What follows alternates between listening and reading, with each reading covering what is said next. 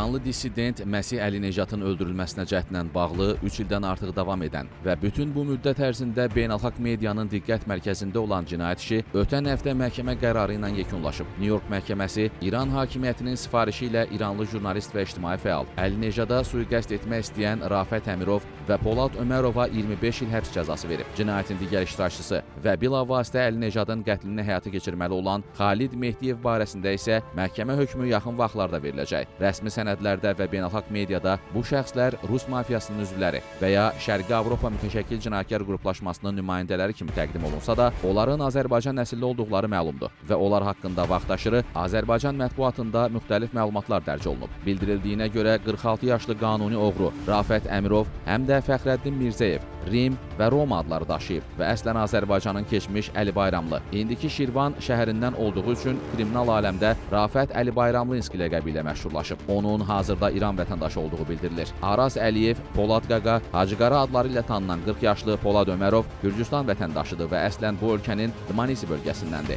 Bu şəxslərdən birincisi Özbəkistanda, ikincisi isə Çexiyada tutularaq Amerika Birləşmiş Ştatlarına təhvil verilib. Dəstənin ilk həbs olunan üzvü isə keçmiş cüdoçu Əhmədli Xalid ləqəbi ilə tanınan 23 yaşlı Xalid Mehdiyev olub. O 2022-ci ilin yayında Bruklində Məsih Əli-Necatın yaşadığı evin yaxınlığında təsadüfən ifşa olunub. Polis onu dayanma işarəsinə əməl etmədiyinə görə saxlayıb və axtarış zamanı onun avtomobilindən Kalaşnikov avtomatı, 66 patron və xeyli pul aşkar olunub. Eyni zamanda onun avtomobili sürücülük vəzifəsi olmadan idarə etdiyi müəyyənləşib və o həbs edilib. Amerika Birləşmiş Ştatları Ədliyyə Nazirliyinin məlumatına görə Rafət Əmirov və Polad Ömərov İranlı jurnalistə sui-qəsdin təşkilatçılarıdır. Həmin vaxt Amerika Birləşmiş Ştatlarında yaşayan Xalid Mehdiyev isə bilavasitə qətlin icraçısı olmalı imiş. Qətlin sifarişçiləri İran İslam İnqilabının Keşikçiləri Korpusunun, yəni Sepahın 4 zabiti, o cümlədən bir general olub. Prokurorluğun araşdırmasına əsasən Sepah Əmirova xanım Əli-Necadın qətli üçün $500.000 təklif edib və ona Əli-Necad haqqında ev ünvanı da daxil olmaqla zəruri məlumat verib. 2022-ci ilin iyul ayında Əmirov bu məlumatı Ömərova göndərib. Ömərov da öz növbəsində həmin məlumatı dəstənin New York ştatının Yonkers şəhərində yaşayan digər üzvü Xalid Mehdiyevə çatdırıb ki, Mehdiyev xanım Əli-Necatı izləyə və öldürə bilsin. Əmirov və Ömərov Sepahın verdiyi avansdan Mehdiyevə $30.000 pul da çatdırıblar. Qeyd edək ki, daha əvvəl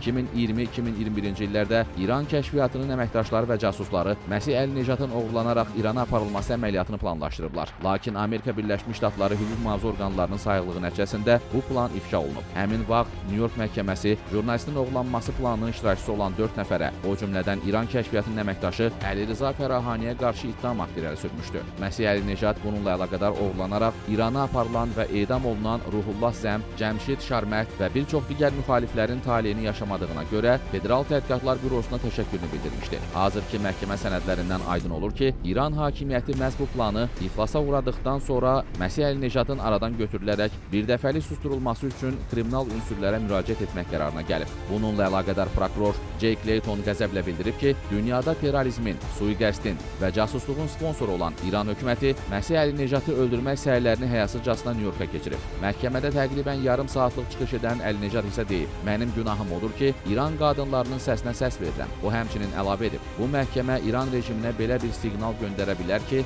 onlar bir daha cinayətkar Rus mafiyozlarını muzlu kimi istifadə edə bilməzlər. Qeyd edək ki, əvvəllər İran kəşfiyyatı və Sepah xaricdə həyata keçirdiyi terror və diversiya əməliyyatlarında bilavasitə öz əməkdaşları və casuslarından, hətta İran diplomatlarından istifadə edildisə, son illər bu məqsədlə dolaşıq mexanizm əsasında müxtəlif kriminal qruplardan, o cümlədən hədəf ölkədə olan cinayətkarlardan muz müqabilində yararlanmaq taktikasına üstünlük verir. Lakin ötən ayın sonlarında İsrail Baş Naziri ofisinin və Mossadın birgə bəyanatında vurğulandığı kimi artıq bu taktikada uğursuzluğa düçar olub. 2024-2025-ci illərdə Avstraliya, Yunanistan və Almaniyada Sepahın hazırladığı bu cür mürəkkəb əməliyyatların ifşası buna parlaq sübutdur. Həmin bəyanatın geniş diqqət çəkməsinin əsas səbəbi isə ilk dəfə Sepahın xaricdəki əməliyyatlarına cavabdeh olan Qüds qüvvələrinin tərkibindəki 11.000 birləşməsi və onun rəhbəri haqqında məlumatların açıqlanması olub. Bildirildiyinə görə bilavasitə Qüds qüvvələrinin komandanı İsmail Qaninin rəhbərliyi altında fəaliyyət göstərən bu birləşməyə General Əmmar adlı şəxs başçılıq edir.